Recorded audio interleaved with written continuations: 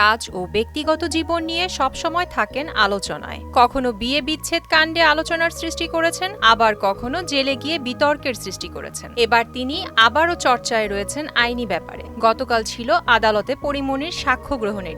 Walton fridge কিনে অনেকের মতো আপনিও হয়ে যেতে পারেন মিলেনিয়াল। সেরা পণ্যের সেরা অফার।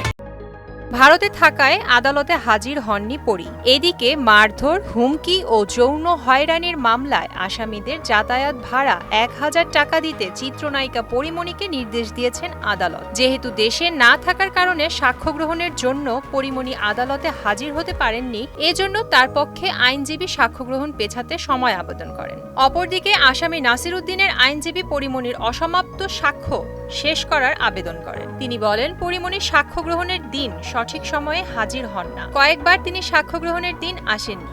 অবশিষ্ট সাক্ষ্য দিতে পরীমনির অবহেলায় আদালতের মূল্যবান সময় নষ্ট হচ্ছে। আসামিরা হয়রানির শিকার হচ্ছেন।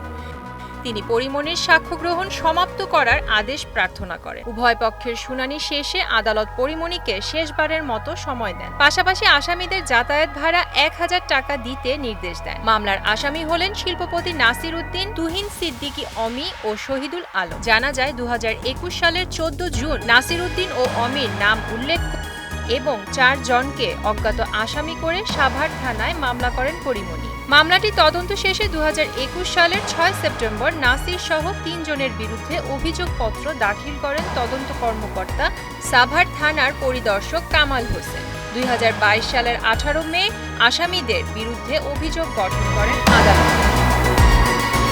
প্রিয়াঙ্কা ঘোষ, নিতু, মোহনা ডিজিটাল।